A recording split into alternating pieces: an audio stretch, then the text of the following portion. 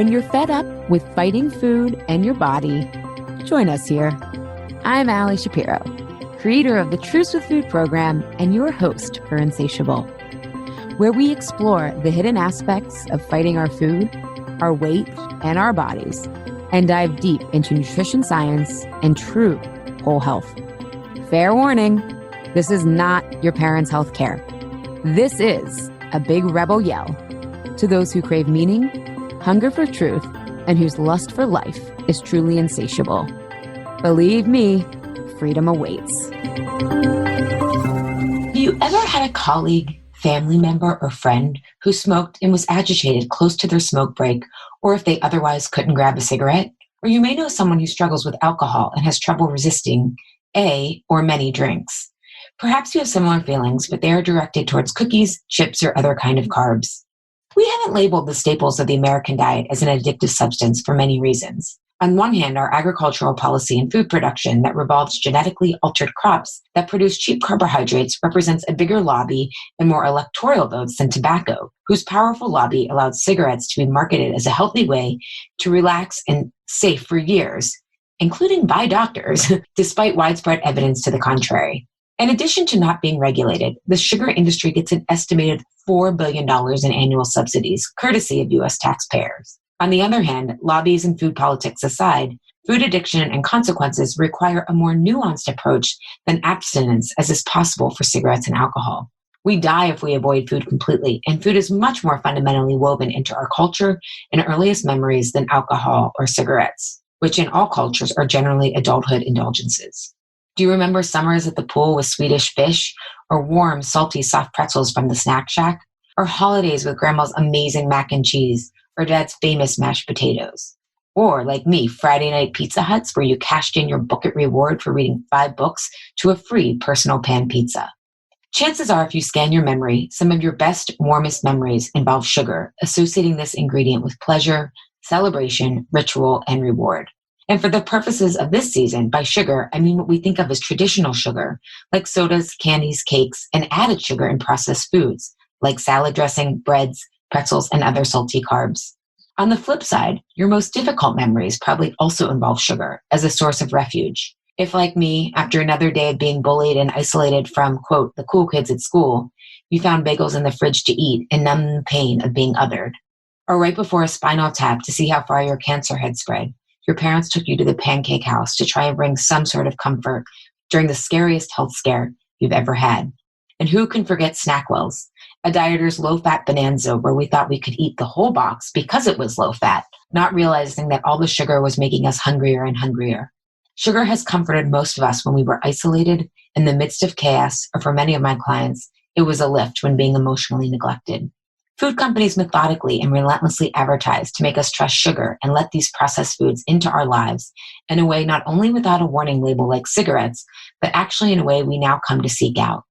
As a result, what was once only used in a way that we use spices today, a little dab will do ya, is now the staple of our collective diets. And while now it's recommended to limit sugar, food companies didn't create but can capitalize on our Puritan, Christian, and capitalistic narrative of sacrifice equals reward, to ignore the mind-body connection and the need for emotional intelligence and agility.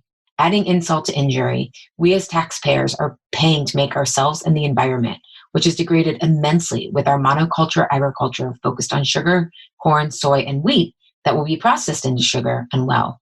We're subsidizing ecological collapse and the resulting pandemics like coronavirus.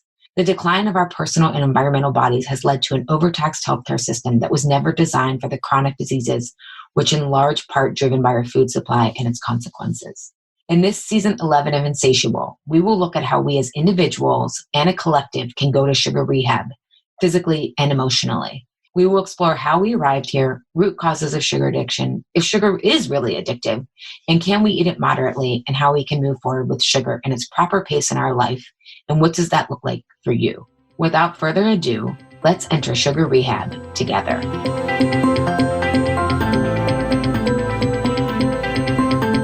Welcome, everybody, to Season 11, Episode 1 of Insatiable, Root Causes of Sugar Addiction with Charles Eisenstein. I want to welcome everyone back to our first episode in the sugar rehab season.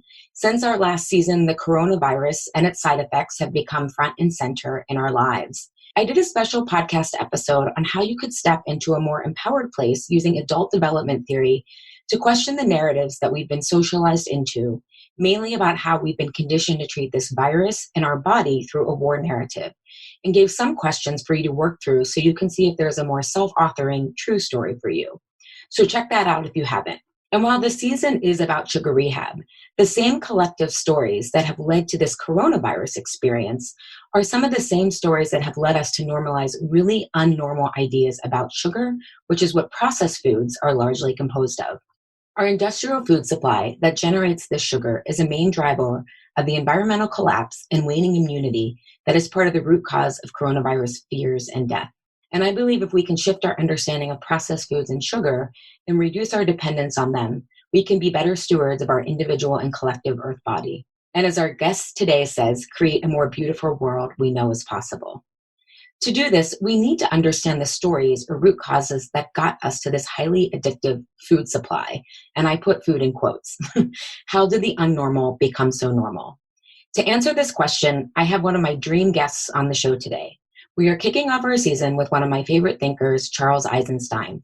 I came across Charles's work years ago by reading his book, Ascent of Humanity, which I now recommend to anyone who wants to understand the guiding stories that we've been socialized into and how we arrived where we are, both with sugar and the coronavirus. Charles has a deep understanding of how narratives drive what we think is normal, even when normal isn't healthy, and how agriculture itself is part of and contributed to our deep story of control and separation from the earth. He also understands how dietary transformation comes from becoming your own inner authority and self-trust, which is the foundation of my Truce with Food process. His recent essay, The Coronation, which will be in the show notes, used the entry point of the coronavirus to highlight root causes of what brought us here to whatever is happening. And many of those root causes or stories were what brought us to the need for sugar rehab. So I am honored and thrilled to have him here today to talk about the root causes of sugar addiction. Here's a bit about Charles, pulled from his bio, which might be my favorite approach to writing a bio ever. He says he was born in 1967 and was a very sensitive, intellectual, and dreamy child, always consumed by questions like, where did I come from? Why am I here? Where am I going? And so, of course, embedded as he was in a culture that sees science and reason as the source of truth, he tried to, quote, figure out the answers. He graduated from Yale University with a degree in mathematics and philosophy, but his development of reason and intellect brought him no closer to any truth he really cared about. He didn't know what he was searching for, but knew that none of the usual options life presents a Yale graduate attracted him. He went to Taiwan, learned Chinese, and soon found himself working as a translator. He spent most of his 20s there, educating himself broadly, though not at all rigorously. It was more through osmosis and Eastern spiritual traditions. He had an intensifying crisis in his late 20s when his professional work became intolerable, which delved him more deeply into the questions that he'd been asking as a child. At least that's my interpretation of his bio there. And during and after an intense rebirthing process that included divorce, bankruptcy, and exhaustion, has been living those questions and asking all of us to ask them in his books, The More Beautiful Worlds Our Heart Knows Possible, Ascent of Humanity, Sacred Economics, and the podcast, A New and Ancient World podcast. Thank you so much for being here, Charles. Hi, Ollie. My pleasure. Great. So your essay on the coronavirus, Coronation, went viral. How are you doing? I was so pleased to see this kind of media going viral instead of snarky memes. Yeah, I'm doing okay. I've been doing a lot of interviews, I think, as a result of that.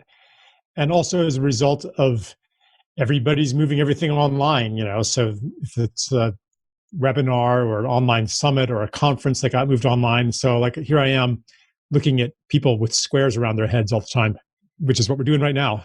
Yeah. So, on the grand scale of the human drama, not such a bad thing, but I'm really missing human contact. I'm here with my wife and one of my sons, at least. The others are all at my brother's farm. They're older and they're actually doing useful labor.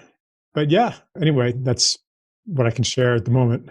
Yeah, I had a friend have a virtual 40th birthday part, like dance party, and I thought I was doing fine. And then I just like started crying in the middle, but I'm like, I miss being with people.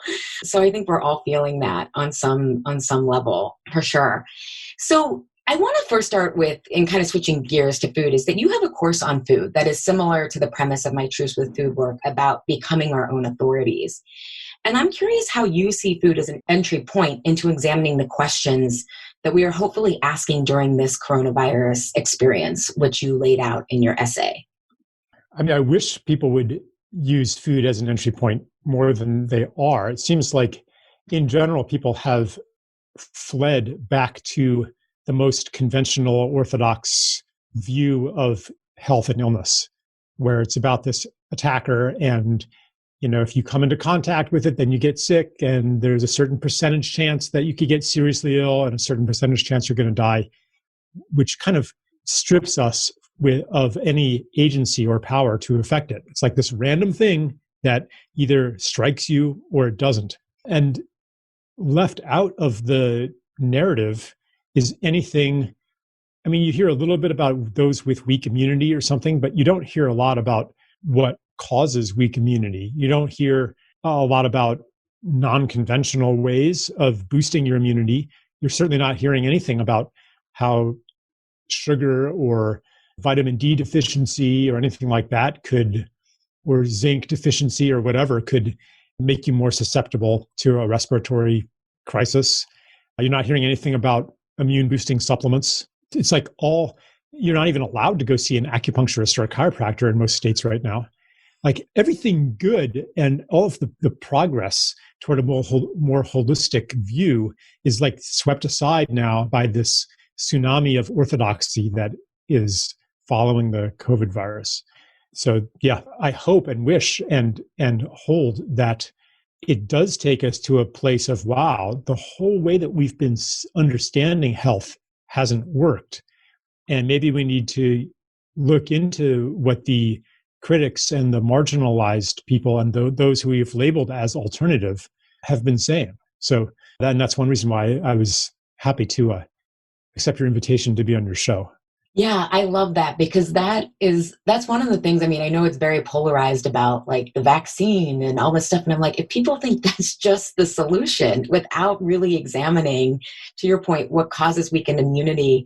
And what I'm saying, I mean, I follow a range of people and read a range of sources, but it's like food is only being talked about in terms of like, people laughing about how they're just like snacking all day and I get it, right? And how like you have to be gentle with yourself during this time, and in healing your relationship with food, there's definitely that there's a time and place for that in the healing process. And we also have to have, I think, a come to Jesus moment of the power of food and how most of us aren't eating real food.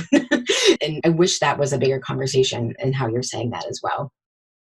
Yeah, I would just add that even the paradigm of strengthened immunity or weaker immunity and how food has been a neglected aspect of that, I think that is still not a big enough paradigm because it still buys into the idea that we are at war with life and that viruses are these predators.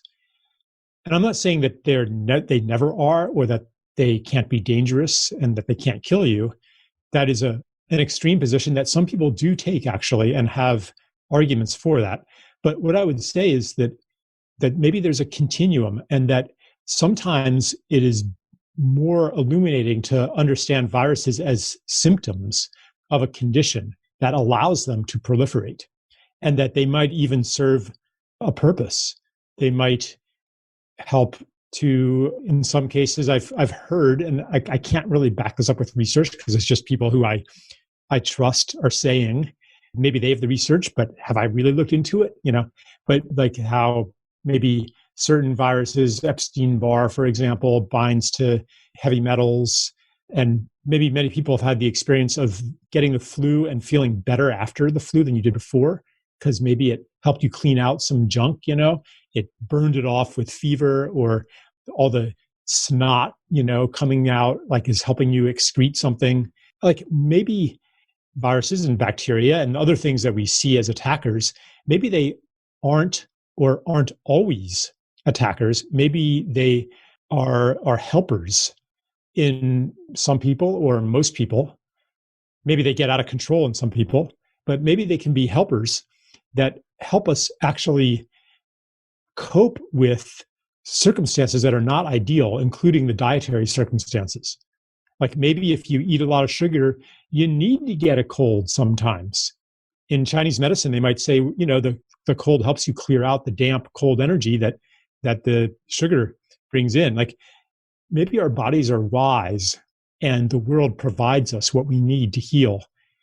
And I'm not saying that's the truth, but it is something I would like us to look at, to really put on the table the whole lens of us versus them when it comes to disease.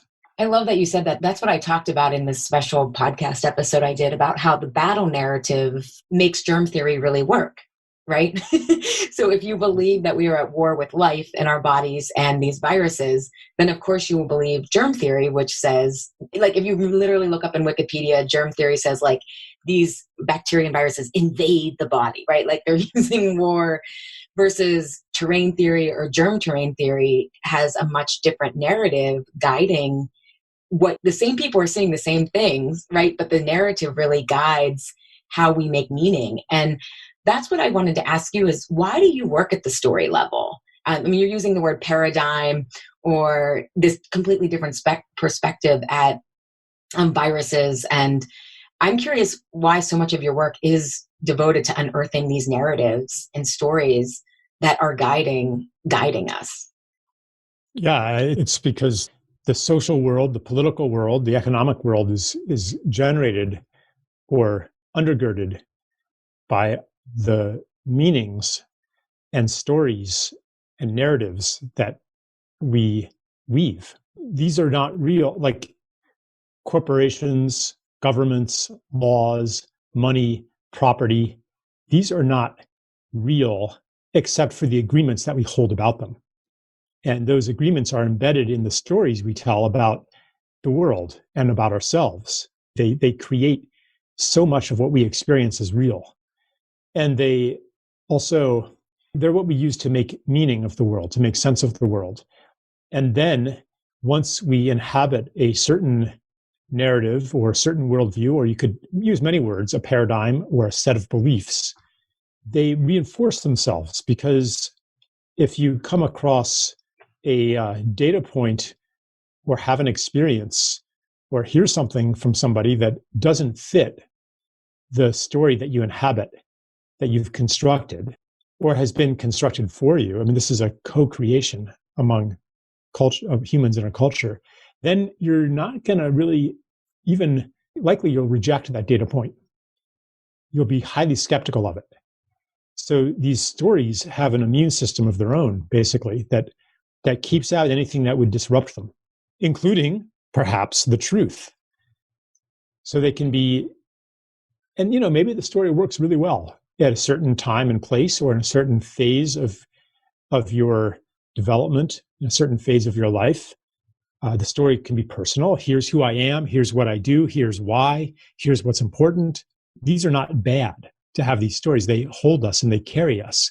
But then at some point, they begin to break down. They have served their purpose and they become restrictive and blinding. And they keep out important truths that are necessary for us to expand into the next step. So I think that this is happening today with COVID-19, that the story that you mentioned, the germ theory, and including the story of what to do about germs and what they are and how they work, like all of this is excluding what we really need to know. It's baffling to me. Well, it's not baffling, but it's significant that, for example, I just came across like the Canadian Health Authority. I can't remember what it's called. They have on the official website, they have, paragraphs debunking, quote unquote, that vitamin D has anything to do with immunity, that vitamin C has anything to do with their recommendations are 400, whatever, IUs per day or something like that. that this is like unscientific. Vitamin C, like there's plenty of mainstream debunking of that. In fact, I think YouTube announced that they will take down any video that promotes unscientific concepts like that, which could harm us because it's disinformation. But there's voluminous scientific research that supports these things. It's not like this is, the unscientific realm is valid too. That's not what I'm saying. I'm saying like within the corpus of science itself, there's a narrow domain that is orthodox, and then there's all the stuff that somehow isn't being let in. So that's the power of a story. It can keep out what we need the most. And that's why I'm interested in the stories that we tell us and why we tell those stories. Otherwise, I could provide all the data points to somebody to try to convince them that I'm right. But if I'm not aware of the story that they're holding, then I'm just going to seem like a raving lunatic because I'm rejecting reality itself. It seems like I must be crazy to, like, don't you understand science? Don't you know that the CDC website says that? So part of the story is that the authorities are trustworthy. That's the story too. If you hold that story, then anybody who contradicts them is going to seem like an idiot. So that's a bit of why I've gone into the world of story and just layer after layer, like the story that medical authority is trustworthy. Why do people take that story on? What is that resting on?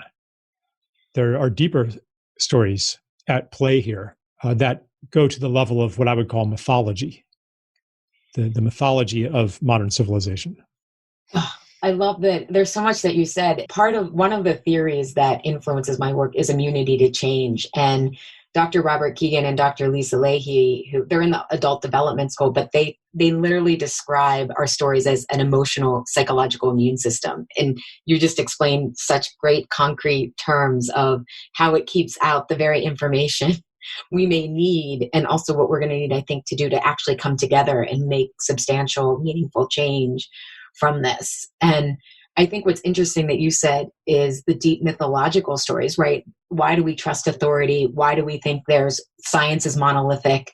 All of these things, I think, come back to one of the deep stories that you really, I think, laid out so well in The Coronation and Ascent of Humanity is this need for control, because we don't have great capacity for uncertainty. And I see, to your point about science, I see that people, if we take two polarized extremes of like people who are like fundamentally religious and think the Bible should be taken verbatim rather than it was an allegory that invites the believer into a relationship with mystery. And then in reaction to that, you have people who are like, well, they're anti-science. Everyone who questions anything scientific is like, because science, you see the snarky like tweets and memes. And I'm like, but they're both sides if they are real sides, but at the extreme can't hold the capacity for uncertainty and mystery, because science by definition is a continuing quest for knowledge. So to think there is an authority of science or an authority on either side, whether it be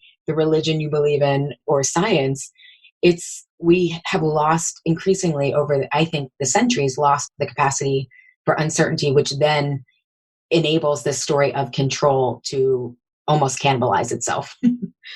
Yeah, I mean, I don't know if we've lost the capacity to hold uncertainty. Well, decreased never it. Had it. Oh, yeah, okay, maybe we never had it. I think we've decreased it.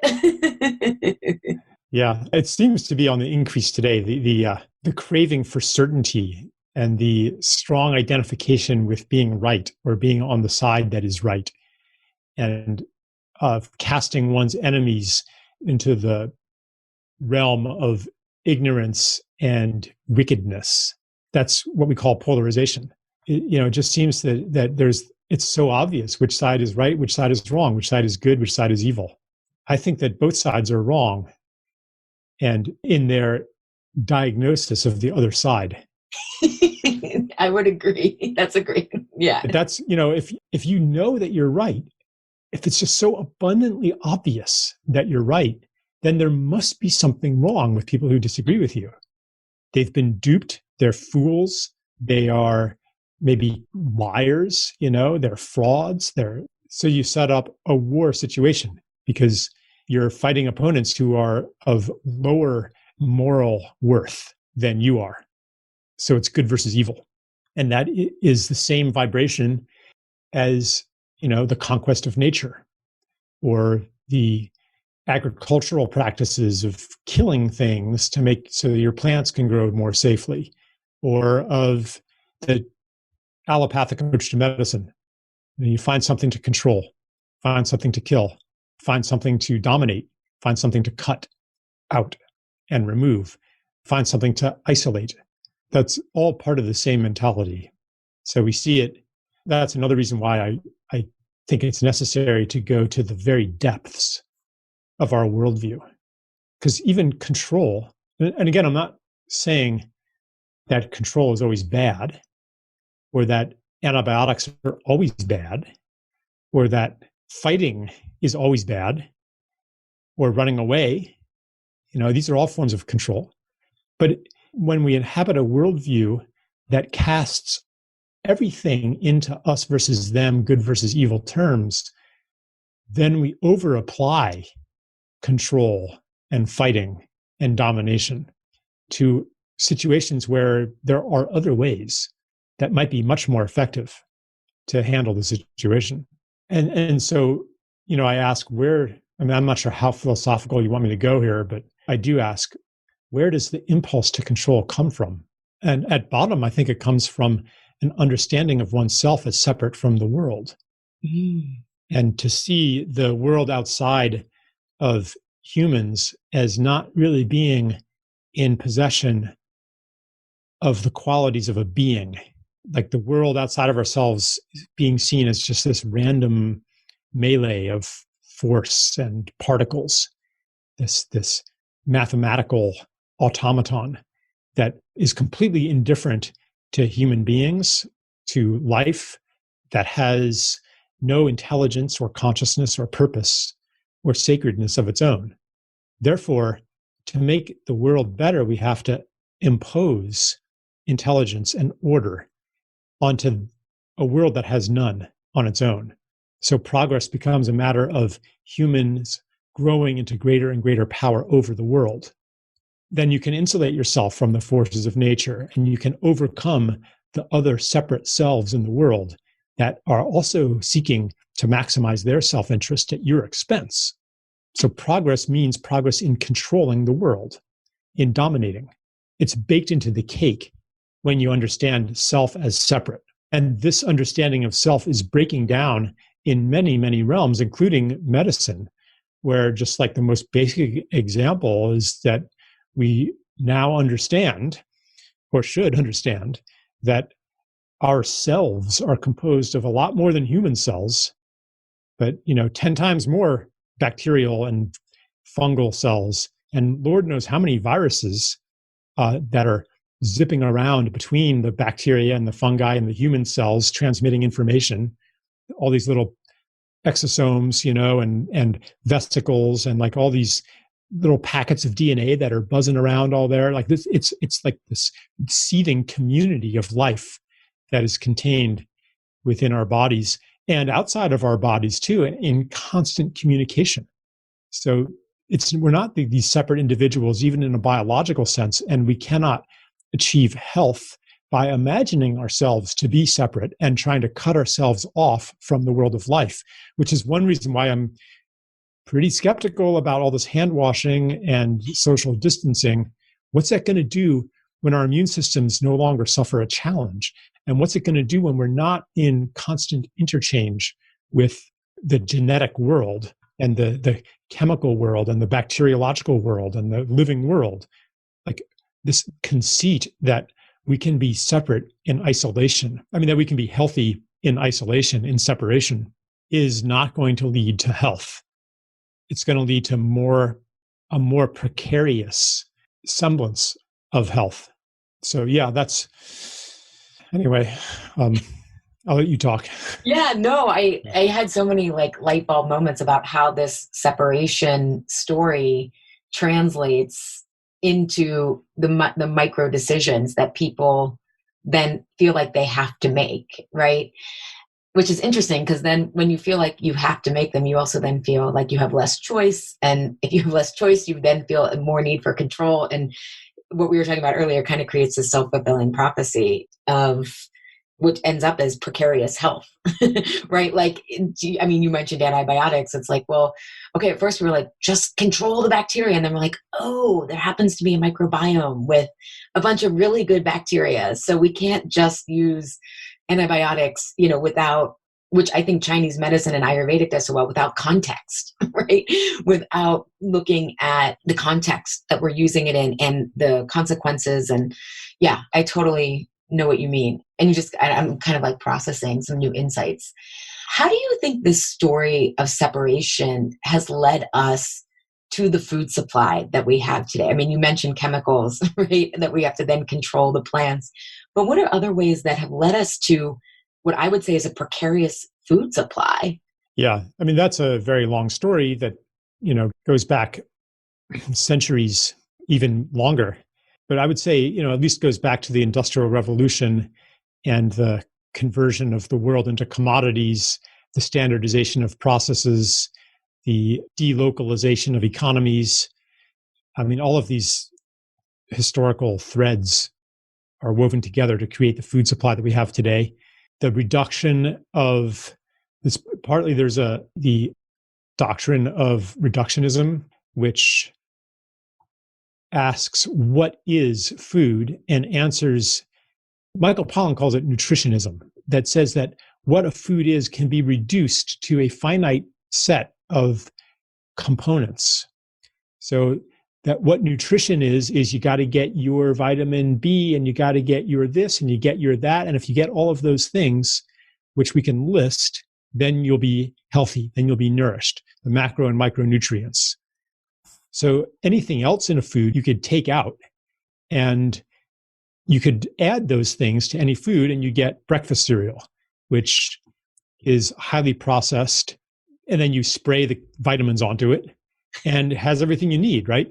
That seems quite natural to somebody, quite reasonable, if you look at the world through a reductionistic lens. And we can extract the good stuff and leave out the dross. Basically, it's saying that we can and do. Maybe there's a few things we don't understand yet, but this way of thinking says we pretty much understand the world right now, and therefore we can control it. Here's what you need. It's this list of abstracted substances. From that mindset, people will say, well, there's nothing wrong with a modern diet. Look, it has plenty of these nutrients. Here's the list, and it checks off all the boxes. And if it doesn't, well, here's a vitamin pill. You should be fine. Like that perception rests well at home in a deeper paradigm of reductionism. So many, many things feed into the current food system, not just one. Yeah, I was even thinking about while you were saying about vitamin D this has been a huge awakening for me the past couple of years because I used to take vitamin D supplements and then I was learning, whoa, the sun has so many more benefits than just D3. And that like concrete example, like totally like started to unravel more of how I had been reducing food and nutrition. And it was, I think reductionism is a huge story guiding how we got here. Because then also if you reduce, you start measuring different things then, right? Like you start measuring you start measuring the amount of food you produce versus looking actually at, well, what are you producing? And I think about one of my friends here, she started, it's called the area code here is 412 Food Rescue. And there's this big argument, well, you need GMOs because we're running out of, food for people. And her nonprofit, they literally have volunteers go and pick up what would be otherwise tossed into the trash and has these statistics that 40% of food goes to waste. And so we actually don't have a shortage of food problem. But I think when you have that reductionist narrative, you start measuring vitamins and quantity instead of how else does food help us, whether it's immunity, pleasure, right? It could be many, many stories. Yes. When I was 10 or 11, I already was interested in nutrition. And I got a little booklet at the supermarket called Count Your Calories, and it was very satisfying to my pre-adolescent mind, very rational. And it had, it had all the like vitamins and everything listed in it, and I was like, oh, now I know how to do it. It's a matter of arithmetic and I can be healthy. It just seemed so, there's a certain stage of cognitive development that really gloms onto that. And I think collectively we're kind of at that stage of cognitive development. So as for vitamin D, yeah, I don't take vitamin D supplements.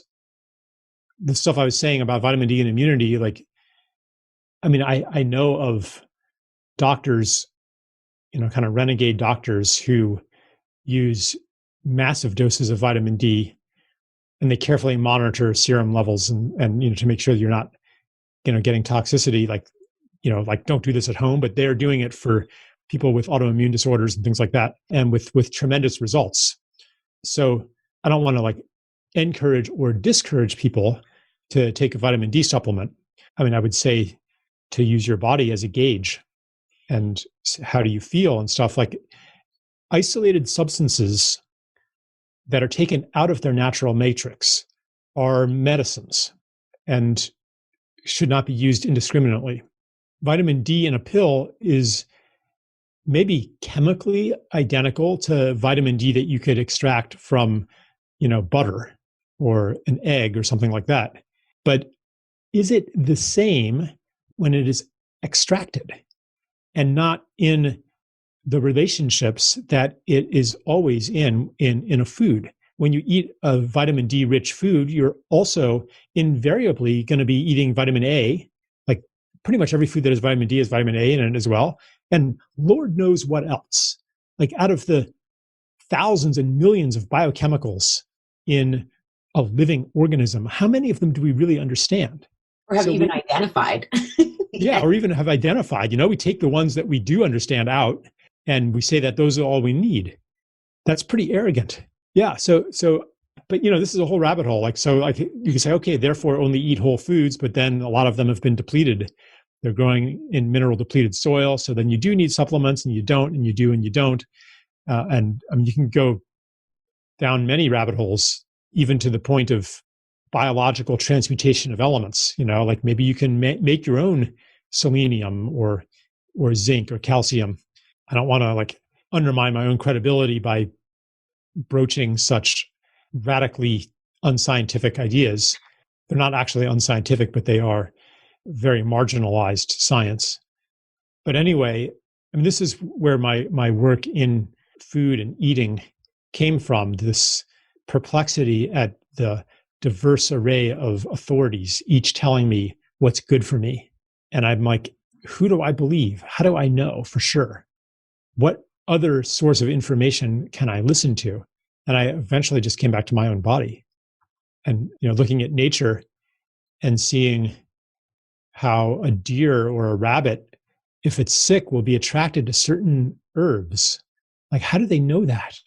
How do they sniff it out? Do we have that capacity too? And sometimes animals eat stuff that's poisonous to them. Rarely.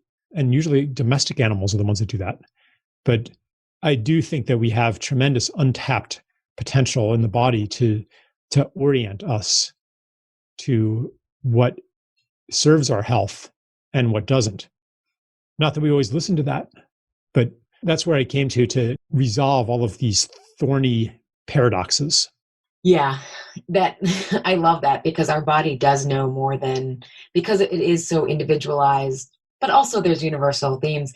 I'm curious, like, what is your history with sugar been or processed foods? I mean, do you think you just had a natural interest at 10, or what do you think gravitated you towards that? Because the reason I like food is I feel like it's this invitation into all these other bigger issues and questions, because it relates to the body and the relationship, and how we eat, I think, is a metaphor for how we live. But I'm curious what got you into it. Yeah.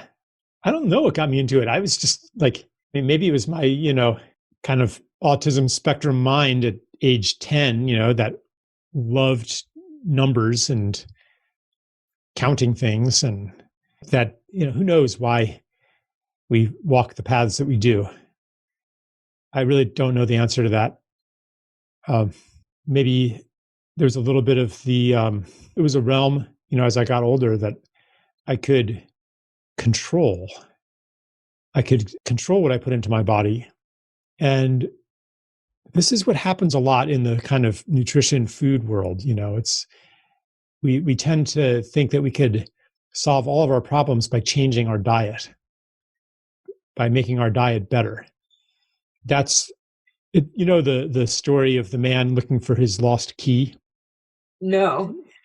He's looking around, walking back and forth, and a passerby comes and says, "Hey, did you lose something? And are you looking for something?" And he said, "Yeah, I lost my house key. Can't get in." He's like, "Oh, I'll help you look for it." So where were you when you last had it? And he's like, "Well, I was right over there under those trees." And he says, "Well, why aren't you looking over there under the trees?" He says, "Well, it's much too dark over there. I'm going to look here under the streetlight." So for me, figuring out what was wrong with my diet, that was looking under the streetlight, and thinking that the answer to my problems would be found by eating a better diet, eating a different diet. Oh, maybe it's raw foods, oh, maybe it's macrobiotics. Oh, maybe it's nourishing traditions. Maybe it's paleo. It might be one of those things, but it might not be. That might be a total diversion. So I think that just to answer your question, there was a certain comfort zone for me in making it all about what I ate. When in fact, my diet has been always quite healthy. I mean, there was a phase where I probably ate too much sugar and didn't listen to my body in other ways. But for me, to think too much about diet right now is a little bit narcissistic. It's a little bit how healthy do you want to be? What's health for anyway? I think if you're healthy enough to do what you're here to do, then you should be putting your attention on something else. Yeah. I think some people struggle with the disordered eating, and it feels like they have to get that done first before they have to, quote, fix the food. And at least in my work, it's no, we have to figure out why you want to be healthy for. I always say it's okay, that's the car, but where are we going? We need, so I totally get that. But I think it's similar to when we were talking about who's the authority. Why do we trust authorities? I see, at least in my work, I try to get people to unlearn what the authorities have told them and to come back to, this is actually like a boot camp into being your own authority. And not even boot camp is like a war metaphor, but this is an invitation into kind of reclaiming that innate wisdom that I think we had before food companies marketed to us, before our food supply became so addictive, before we were introduced into that story of separation, that obviously no one was saying this is a story of separation. They were saying, eat your Cocoa Puffs, Yeah. There's a kind of an innocence back then. I remember when I was a kid, there was a bit of this, wow, what amazing product are they going to think of next? If it was on the supermarket shelves, it must be fine. Yeah. There was this innocence, this naive trust that civilization is on a good track, that things are getting better and better. Therefore, if it's some new thing, it must be a good thing.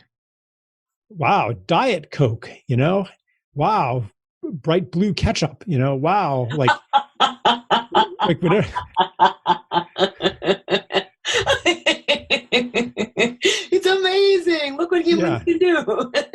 and this trust in progress, this trust in technology, and this trust that the government is going to protect us from bad things. So the integrity of government, the integrity of medicine, the integrity of the food industry, this innocence has eroded over my lifetime. Maybe some people still basically trust whatever they can buy in the supermarket, but certainly a large segment of the population across the entire political spectrum. I mean, there's as many right-wingers who eat organic food as there are left-wing people. Well, and my parents are friends. The man unfortunately passed away, but they were, quote, very liberal and into GMOs. And I was like, I don't understand that, Well, there's a certain kind of liberalism now that basically is quite orthodox. Okay. And basically science is on our side against the religious fundamentalists and the creationists and the, anti-abortionists and those who think that God says that women belong barefoot and pregnant. And so we're on the side of science, which is progress. and that's liberal and they're conservative. Like there is a certain part of liberalism that is like that, which is very different from like the hippie rejecting authority, question authority. And those are the ones who eat organic food. Like originally it was the hippies. It was left-wing dropouts, who were actually conservative. Like to go back to the land was actually right. Conservative, but they were the radical lefties. I mean, this is where right. all this, like, where does the continuum start? Right. So yeah, everything is upside down now. Yeah. Well, we're going to take a word from our sponsor, and then we're going to be back because I want to figure out what story we need to start telling so that we can fix this. So we'll be right back. Are you ready to take action from this insatiable season and experience what it's like to be free of sugar cravings? Enter Freedom from Cravings, a 5-week live group coaching program that starts right after Memorial Day. If you've ever wondered why you can eat healthfully but still have a 3 p.m. crash that sends you, even more frequently in our quarantine times, to your cabinet for chips or peanut M&Ms, or why you can be good all day and then overeat popcorn or coconut ice cream while watching Netflix at night, Sugar Rehab will show you how sugar cravings are a biology game, not a willpower or discipline game. Generic advice from magazines or nutrition experts doesn't take into account your unique biology and history. You need to learn where you fall on the vegetarian, Mediterranean, paleo continuum to learn what healthy and good foods are for you. This will help to prevent sugar cravings, no white knuckling required. Rehab programs for other forms of substance abuse focus first on the detox portion to free the body from chemical dependency before delving into the emotional and spiritual reasons for addiction. Likewise, in Freedom from Cravings, we'll focus on the physical and chemical dependency elements of food to clear the way for subsequent work and focus on the deeper-seated issues that may make you turn to food. I'll be personally guiding you through experiences and experiments to determine what your biology needs are to not only prevent sugar cravings all day and at night, but to also feel satiated, focused, optimistic, and energized. Be prepared to be surprised and redefine what healthy means for you and your body. Registration for Freedom from Cravings runs May 18th through May 25th. Save $50 if you register by May 22nd. Enter coupon code EARLYBIRD to save $50. Sign up at alishapiro.com to get on my list so you don't miss out on the early bird savings or this live program that I only will run once this year. All right, I am back here with Charles Eisenstein, and we were talking about this story of progress and blue ketchup that just had me laughing hysterically. It makes me think of when I lived in Philadelphia, I did like this morning segment on NBC, and I brought on the green smoothie. This is when I was first starting my career, and the woman kind of made fun of the color. And I was like, but we think electric blue Gatorade is normal? And like, she just didn't like respond because I was like, this, as we were saying about even how we describe conservative liberal, everything's upside down. So we've normalized electric blue Gatorade, but a green vegetable drink is crazy.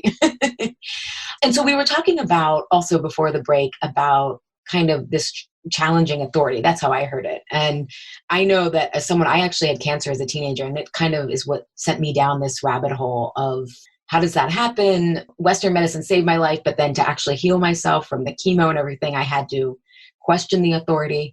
So what stories that we've been socialized into that don't make us question authority that, I guess, or the better question is, what story do you think we need to start living into or asking about or suggesting as possibilities? So we can stop looking at nutrition so reductionistly. We can look at food for the holistic offering that it does provide, connecting us to nature, vitality to create a life we want. You know, what story do you think would help us course correct with how we grow our food, how we eat, and all of the side effects and implications of that? Well, yeah. One way to phrase it, one way to present it would be that it's the story that life is relationship, that existence is relationship, that health comes from rich relationships. This would include social relationships. In fact, I've been told or have read a statistic that loneliness is the biggest predictor of ill health. It's like better for you, statistically speaking, to smoke and drink and be social than it is to have a totally abstemious lifestyle, but you don't have any friends and you don't engage socially. So life, health, we thrive in connection. And that is true on every level. So food that is grown in a monocrop or grown hydroponically, that's shorn of its connections to soil, to water, to other species, et cetera, is going to be less healthy. People who are stripped of their connections to soil, to place, to microorganisms, et cetera, are going to be less healthy. And I would say also any health paradigm or any medical paradigm that embraces a larger understanding of a self, of a person, is going to, because what is health? Health is about wholeness. So what is it that we want to make whole? Is it the separate self? If you're restricted to that version of a self, then we will never have health, because to make a part of yourself whole is still not wholeness. It's still not health. So we have to attain a level of health beyond what our society recognizes as normal, requires opening up to a larger self. And that includes the relationships I talked about before, and it also includes aspects of the human being that are excluded by dominant paradigms. So maybe our energetic bodies, our subtle bodies, even like cellular metabolic pathways that are not commonly recognized, or the fact that the structure of the water in our bodies is related to our immunity and the functioning of our mitochondria. I mean, there's like whole universes. If you go into functional medicine a little bit, you start to see some of these interconnections that are not really taught in conventional medical school. Then there's the relations with the plant world that we call herbalism. There's the relationships with materiality, each substance in the world having its own energetic signature that is the basis of homeopathy. So I would say that the story that we are maybe ready to transition into brings in all of these excluded relationships. I know that many of the things I've mentioned are controversial. Yesterday I want to heal my eyesight. When I turned 40, I started to have to go like this to read, to pull my head back a little bit, just like, wow, I'm getting old. And every year, then it got a little worse and a little worse. And so I've met people who have healed their eyesight through the Bates method. And Bates was a ophthalmologist who practiced in like the 1920s and cured thousands of patients using these eye relaxation and retraining techniques of many, many visual problems. And he had a whole theory underneath it and trained people, and people have taken it up. And there's like thousands and thousands of people, maybe more, have benefited from those techniques. So I'm looking for some eye exercises to do. Exercise isn't quite the right word. It's more of retraining habits of tension in the muscles around the lens. Anyway, so I look Wikipedia. The Bates method is an ineffective like it's just like this hatchet job. If you look up any alternative medical thing on Wikipedia, it'll tell you it's, fraudulent. So I guess this goes back to the immune system of the dominant story. The only reason I mentioned that is it's kind of on my mind because I looked it up yesterday, but here's official reality. If we are going to transition to anything different than we've already known as normal, then we have to question official reality, which is the same as questioning authority.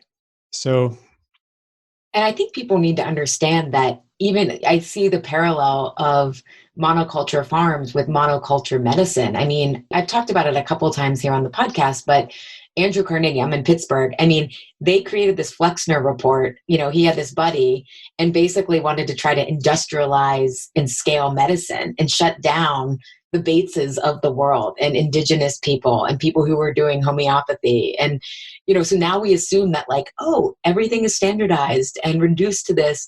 And this is how all scientists think. And it's like, no, to me, I want to go. I mean, again, I think Western medicine has its place, but I think people need to understand that there are plenty of schools of thought of scientists. And unfortunately, with how funding's going, it's going more and more only towards pharmaceuticals.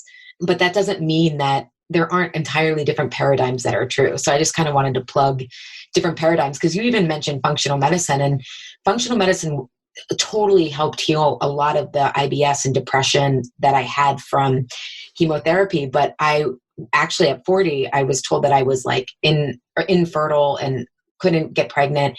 And I actually had to use like one step further than functional medicine, but I worked with a naturopath who helped me see that even functional medicine is trying to correct away what the body is doing, versus like homeopathy is kind of removing the impediments. And she helped me get pregnant on my own after like Western medicine was like, you need to do donor egg and IVF. But it was this further quote unquote fringe that has brought me back to what I love the name of your podcast, A New and Ancient Story. I'm like, this is so new to me, but this is what ancient people and traditions have been using in terms of plant medicine, and just actually just removing what's impeding the body, not having to even correct the body. I don't know, but it's just kind of a plug for the fringes, I guess. Mm-hmm. Yeah. And not everything on the fringes is useful or accurate or true. Right. But to explore it and not think it's fringe just because, your doctor didn't present it to you, I guess. Right. If it's fringe, it must be wrong because official reality is right. Yeah. And the problem is official reality keeps changing too. Mm-hmm. 100 years ago, official reality said that the biggest problem facing humanity was genetic degradation, and it prescribed as a remedy mass sterilization of the inferior people. And if you doubted that, you were unscientific. So I could raise many other examples where official reality changes. But today, we've learned from our mistakes and it's correct, right? Yeah. Yeah, exactly. Meanwhile, you look at, because I had a son in October, and my husband is a little bit more, I don't want to say conventional, because he's not, but like as we're making health choices for him and everything, I'm like, look, if normal children were like prospering and their health was great, I would just go along with whatever, the resource center, the community metro health that we go to. And I love them. They're working with us on how we want to do this. But I was like, look at the statistics. Like, how can people just say, like, we figured it all out when you look at children's health in terms of asthma and just so many learning disabilities and all this kind of stuff. So it's just, I want people to question like the food supply, normal, all of that kind of stuff. So I'm glad you brought that up. Yeah. One thing too that I've heard you say that I think is really, it was such a powerful metaphor for me in remembering this interconnectedness, was you talked about the organs of Gaia, and I love that metaphor as, wow, we are in our own bodies, but we're also within Earth's bodies, and how we can, I had to go grocery shopping yesterday. We had no food in the house. And I was just like standing in the freezer aisle at Whole Foods, and I was just like, I don't know the people who grew this frozen food. Like, and I just had this moment of like, I have to like work harder at doing local food supply, because that nourishes the organs of Gaia more than these vegetables that I'm probably buying from California that have been shipped, so I don't know. I think thinking about the organs of Gaia helps me start to shift how I even make food decisions, because you look at the holism rather than just, is it organic or not? When we know that organic has been, now we have biodynamic. It's like industry is always trying to capitalize on what the consumer now knows is important, and then do as least little as possible to get there. Yeah, right. Organic food, commercial organic food is basically less bad. Yeah. Yeah. When I have a choice, I buy organic food over conventionally grown food. But yeah, compared to getting it from a local farmer, it's just it's a poor compromise. Biodynamic's a different story. That's, coming from Rudolf Steiner, and it embraces an understanding of an inspirited world where the land is alive. Or regenerative agriculture also is tapping into that spirit. So the consciousness is rising. And basically, the question is, how do we consume in a way that is that contributes to life? Because death is supposed to contribute to life. When something dies, it becomes food for something else. So how do we become part of that circle? I love that you brought that up. Have you read The Vegetarian Myth by Lee Keith? I have not. No, I haven't read it. She talks about it, kind of actually circling back to your point about nutrition and all this stuff. I joke that people who don't have religion find nutrition. It's kind of this like, oh, this is going to help me live. It's going to save me in a different way, right? But she talks about the philosophical story that was keeping her vegan, even though it like her spine was deteriorating, like she was having all these health problems, but she basically had to come to this spiritual acceptance, like life requires death. And that a lot of what she had learned as quote unquote being vegan was like biologically incorrect and about the soil. And I mean, it's a great book. We don't need to go into it, but it speaks to story and interconnectedness and that life requires death to continue on. And so. Right. And when you understand that, our whole society is built on the denial of death and the war on death, whether it's to try to maintain your youthful appearance as long as possible, or to have euphemisms about death, or to hide away old people in nursing homes, or a medical system that tries to keep you alive as long as possible. That fixation prevents us from asking important questions. Because if you really know that you're going to die, then it's not like, how do I survive as long as possible? Because at some point, you're going to be in the same place as you would anyway. You're going to be there with minutes to live. Like no matter what, you're going to be there someday. So what's actually important maybe is how well you live and how well you die. And to apply that to the system of food production, instead of trying to reduce death, we might say, how do we eat in a way that is consistent with a good life for the plants and animals that we eat? So obviously, industrial agriculture is not a good life for the animals that we eat, nor is it a good life for the plants that we eat. I don't think plants like to be planted in these long rows without any companions, without their insect and plant and earthworm and bacterial companions. I mean, industrial agriculture basically kills the soil. It becomes just a medium for a plant to grow. Those are lonely plants. They're not happy, and that's not how a plant is supposed to live either. So this is the kind of question that gets obscured in the ferocious debate between the vegans and the paleo people, or the conventional people. Like, how well do the animals live? And how well do the plants live? And what if we used that as our orientation? Then the whole system would change. I love that you say that, because I feel like we've talked about political polarization, but also dietary polarization. The same truth is, if we actually change the questions, we could come together and realize that this is like a top to bottom issue, not like a left or right or vegan, paleo, whatever polarization topic, to eat sugar or not. I'm like, well, maybe it depends. And sometimes it's okay, like bring some context and nuance, but all realize that we want the same thing. And I love your question. I think that's kind of can orient people. Like, how do we eat and live in a way that we have a good life and what we consume has a good life? Like, that is like simple, but complex to get there for everybody. You know what I mean? Yeah. It's complex because in nature, most beings have a very short life. How many baby rabbits make it to adulthood? Maybe 1 in 50?